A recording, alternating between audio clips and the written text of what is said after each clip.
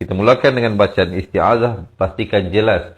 A'udzu billah, dengan ain ya, hamzah dipangkal kerongkong, ain di pertengahan kerongkong, dua harakat.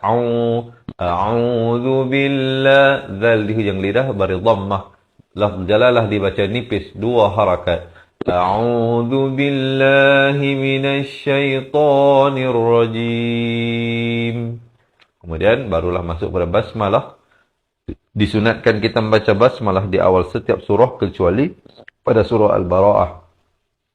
Bismillah, ba bari kasrah bertemu sin tu jelaskan. Jangan bunyi samar. Bismillah,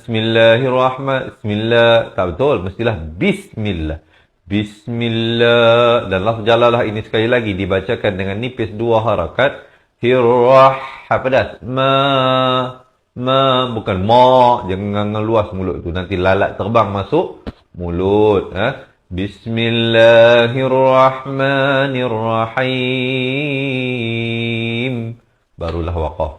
Boleh insya-Allah kita baca sekali lagi isti'azah dan basmalah. A'udzu billahi minasy syaithanir rajim. Bismillahirrahmanirrahim. Kemudian kita masuk ayat yang pertama hari ini. Mungkin ada yang nak tolong tulis ya, poin-poin yang penting yang saya sampaikan sepanjang perkongsian ini.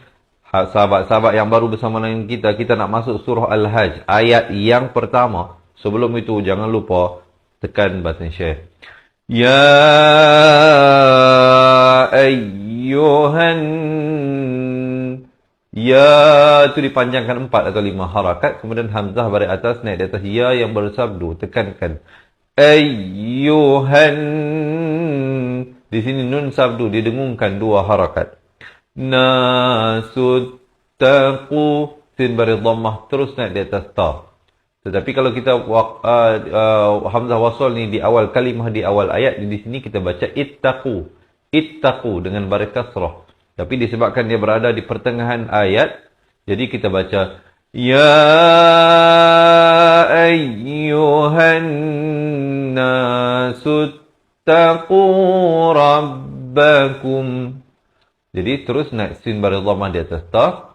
Dan di sini idhar syafawi diwaqafkan dengan jelas, jangan dipanjangkan. Jangan pula kita baca rabbakum, tak betul. Mestilah rabbakum terus waqaf. Di sini ada jim kecil, di sini waqaf jaiz, boleh berhenti dan ibtidak pada dua harakat dengung, wajibul ghunnah. Jangan baca innazal, tak betul. Mestilah innazal zalatash. Di sini ta baris atas naik di atas sin ini. Innazal zalatas sa'ati syai'un 'azim. Dan diwaqafkan di sini ma'ari li sukun, sekurang-kurangnya 2, 4 atau 6 harakat. Ya, jom kita tarik nafas, kita baca bersama-sama. Ya ayyuhan nasu اتقوا ربكم إن زلزلة الساعة شيء عظيم. Baru berhenti. Allah mengingatkan kita supaya kembali bertakwa kepadanya. Wahai manusia, Allah tak berfirman wahai ya ayyuhalladzina amanu. Kerana orang yang beriman sudah pasti bertakwa. Tapi sudah tentulah ada perbincangan di situ. Saya tak mau pergi detail di antara perbezaan iman dengan takwa. Cumanya saya nak mengingatkan tuan-tuan dan puan-puan. Di sini Allah mengingatkan kita bahawa semua manusia, marilah kita bertakwa kepada Allah. Apa maksud takwa? Mungkin ada teman-teman nak tolong tulis. Takwa ini berarti, kalau kita bacakan dalam tafsir yang ditulis oleh Imam Abu Ala al-Maududi, menyatakan bahawa takwa itu God fearing. Maksudnya takut kepada Allah. Takut kepada Allah.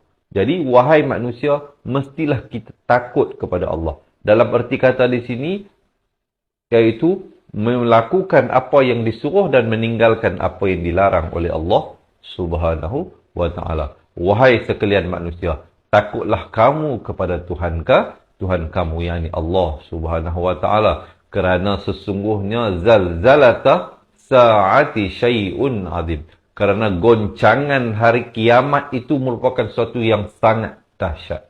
Tuan-tuan dan puan-puan, bila nak berlakunya kiamat nanti akan berlaku macam gempa bumi begitu. Bergoncang bumi ini. Yang mana berada dalam perut bumi akan terkeluar, yang mana berada di langit akan berjatuhan. Planet-planet akan berlanggar antara satu sama lain. Suasananya sangat-sangat dahsyat.